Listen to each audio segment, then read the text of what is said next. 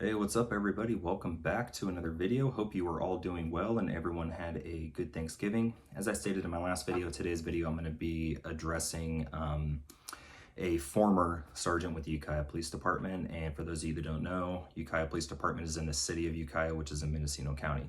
So he's going to cover about 3 or 4 videos. One of those videos is going to be getting into a little bit with the current command staff there, and then later on I'm going to address 1 or 2 of those guys as well. So I got some videos planned for the police department there. And before I get into that as well, I just want to let you guys know, just a disclaimer, I never worked for Ukiah Police Department. Ever. I had minimal interactions with everybody that worked there, and I don't really know too many of them on a personal level because I was so far removed from there, from the city when I was a cop, because I was out in Covelo and Willits and stuff like that.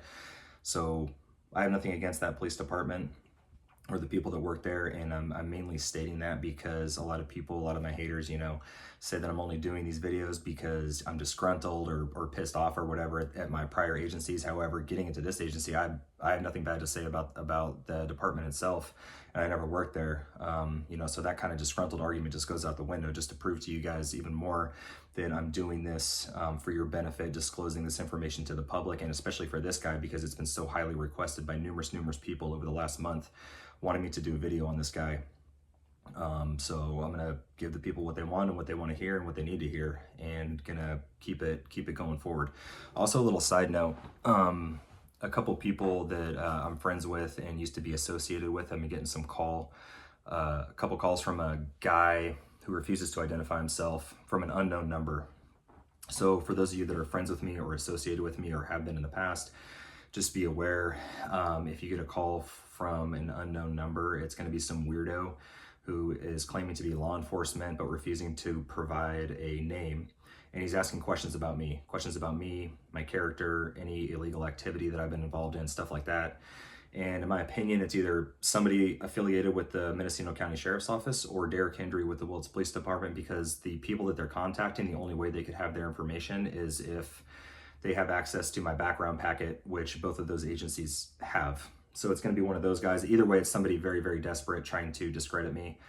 And I'm not worried about it. There's nothing to find. They might, talk to some ex of mine or whatever that is mad at me still or whatever. I have nothing to hide, nothing I've done.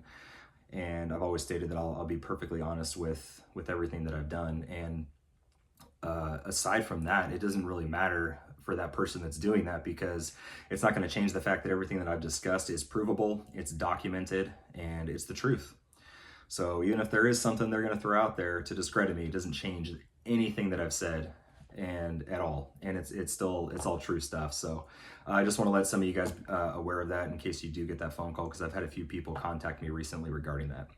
So let's go ahead and get into it. So for today's video, I'm going to be discussing a prior sergeant with the Ukiah Police Department who has been fired, and his name is Kevin Murray. And as I stated already, I had lots of people request that I do a video on this guy, especially local people in Mendocino County, because the rumors have been circulating and floating around for about a year now regarding this guy and the stuff that he's been involved in. He's currently involved in 3 criminal cases, and he had been involved in another massive civil case in 2018 where there was a $1 million payout to somebody that was a victim of his basically he beat the crap out of some guy, and this dude got a very large settlement out of it. So I'm not really going to do these videos in order. I plan to do that one today. However, I'm still waiting on some additional information, some body cam footage to come through and some other stuff like that, which I'm going to do that video next Friday. But today's video is going to be addressing probably the main one that people want to know about, which is an incident that occurred November 24th of last year, so 2020. So I'm gonna go ahead and get right into it. So at this time, Sergeant Murray, Kevin Murray, was a sergeant with the Ukiah Police Department. Him and his subordinate had pulled over a vehicle on South Orchard Avenue in the city of Ukiah in front of a Super 8 motel. The vehicle was occupied by 2 females. I'm gonna leave their names out of it because it's an ongoing criminal investigation still, and they're also, one of them is potentially, a victim of a crime involving him. So I'm gonna leave their names out of it. So 2 females were pulled over. The driver of the vehicle was intoxicated. She was driving under the influence. She is DUI, so she was in the process of being arrested. And the passenger was released at scene. and because both of them were checked into the Super 8 hotel and they got pulled over in the parking lot. So the vehicle stayed there, the passenger stayed there.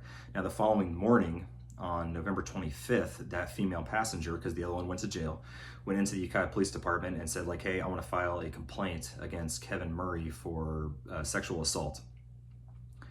And a lieutenant with the Ukiah Police Department contacted this female, and this is basically what she said. She said, after her friend was arrested, Kevin Murray got into the driver's seat of the friend's car. This female stayed in the passenger seat, and Kevin Murray drove around to the back parking lot and dropped him off, at which point he tried to kiss this other female. Now he left, took this other girl to jail.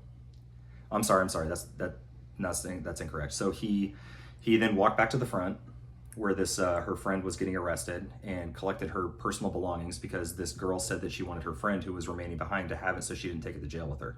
So he walks back up to the hotel room, and the girl lets him inside. He says, here is your friend's belongings. And at that point, he grabbed her hotel key and said, I'm going to be back later when I'm off shift.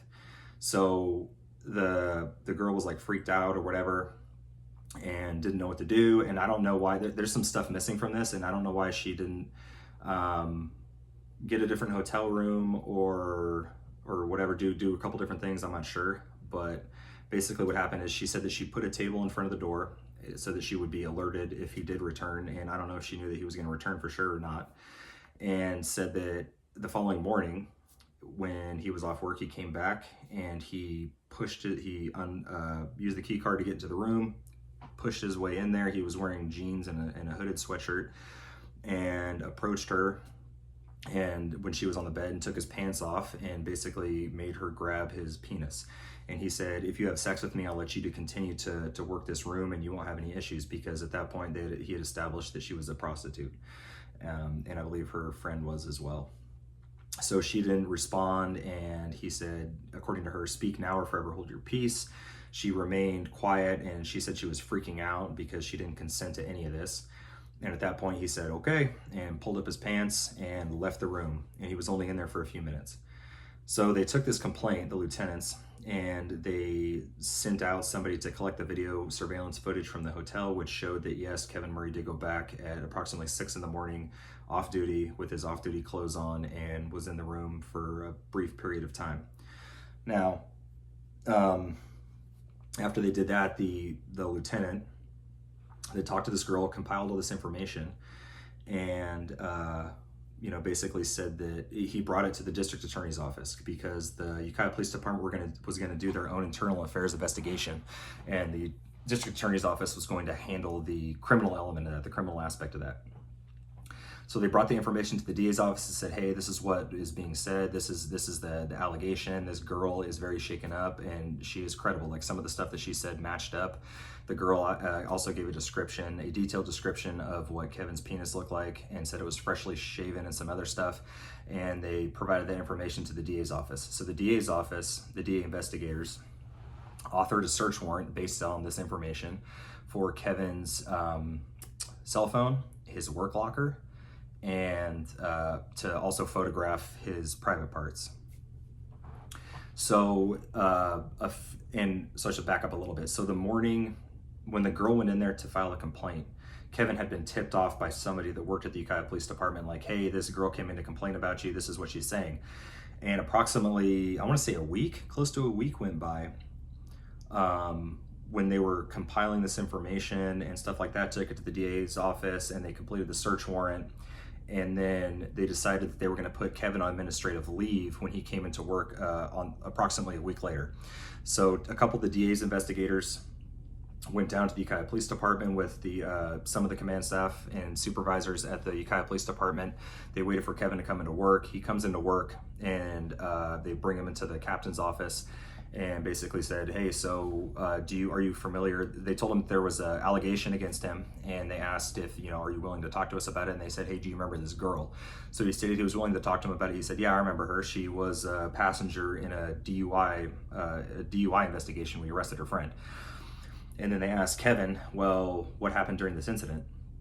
So his side was that her friend was arrested and taken to, her friend was being arrested, And per her friend's request, the driver of the vehicle, she wanted the vehicle to remain a Super 8 hotel and like, please do not tow my car. So he's like, okay. So Kevin said that he got in the driver's seat of this girl's car with the female passenger, a female girl still in the other female still in the passenger seat, and drove the vehicle to the back parking lot. Now, Kevin stated that this girl was super flirtatious with him and was leaning super close to him and possibly trying to kiss him and stuff. And he said like, hey, nothing can happen while I'm on duty. So he gets out of the vehicle, she goes up to the hotel room, he goes back to the front and collects the purse and stuff like that, the personal property of the female that was getting arrested for DUI, brings it back up to the hotel room, provides it to her. And then he said that this girl in the hotel room wanted to know the status of her friend. Like, was she gonna get cited out when she got to jail? Was she gonna bail out? Was she gonna remain in jail, or whatever the case is? So he said he didn't get her number at that point. He then went back downstairs and transported this other female to jail. Came back later that same night, went back up there and said, went to the hotel room still on duty and said like, hey, this is what's going on with your friend or whatever. And then stated that they had, she tried to come on to him again, but he said, hey, nothing can happen while I'm on work. I'll come back when I'm off duty. And according to him, she gave him the key card to the room. And so he left and came back. And then at some point they exchanged numbers and they were texting and stuff. And he said that it was flirtatious in nature. The text messages, he said that he basically confirmed that he assumed that she was a prostitute. So according to him, he went back at 6 in the morning when he was off duty in, jeans and a hoodie and stuff like that, knocked on the door. She didn't respond because she was asleep. He used the key card to get inside, went inside. She was on the bed. She woke up and was like, hey. And he basically was like, hey, so are we gonna do this or what? And she said, I don't know, what's in it for me? Insinuating like, he said that he took it as she wanted him to pay her money. And he said he wasn't about to do that. So he's like, no, forget that, I'm not doing that. And he stated that he ended up leaving. And that was it. He said that there was no further communication between them at all. And so that was basically it. Now the DA investigator said, okay, well, can we look through your phone? He said, no. Well, they're like, okay, well, we have a search warrant for your phone, your locker, and to photograph your private parts, which they ended up doing. And they said, hey, do you have anything in your locker that, you possibly shouldn't have or whatever? And he's like, well, not related to this case, but I have a black glove in there, a plastic or rubber glove that has some methamphetamine in it that was found property. He's like, I don't remember what case it was from, but I just haven't booked it in yet. So they completed that, found a small amount of methamphetamine, took photographs of his private parts and all that stuff. Now the DA's office later, so the investigation continued. The DA's office later, after they compiled all the information and got her full detailed statements from her, did the surveillance and obviously talked to him and stuff like that, they offered him a deal for misdemeanor sexual assault or sexual battery or something like that, and to register as a sex offender. And to quote him, he said that, F that, it's a hooker's word against mine. So he wanted to continue, he wanted to take it to the box or to jury trial or to court because he wanted to fight this case. So a warrant was issued for his arrest at some point. It was like $700,000 for burglary, possession of methamphetamine, the sexual stuff, all that stuff. He ended up getting arrested, getting booked into jail. And later on, they did another search warrant when he was no longer a cop for his father-in-law's home, because he had an assault rifle that he was no longer able to have since he was no longer in law enforcement, he was no longer a cop, and they located that at the father-in-law's residence, and I believe he got charged with that as well. So he's been in and out of jail a bunch of times, and I think he's currently out on bail. But yeah, so that's basically it for that story, which is ongoing and continuous. And there's 2 other ones that he's still fighting at the same time. So he has 3 that he's fighting. All 3 involve females, and all 3 are sexual in nature. And one of them has similar circumstances involving a hotel room and him exposing himself, similar circumstances to the one that I just told you guys. So there it is. And like I said, a lot of people wanted to know that story. That's basically it. And that's all that I know regarding that.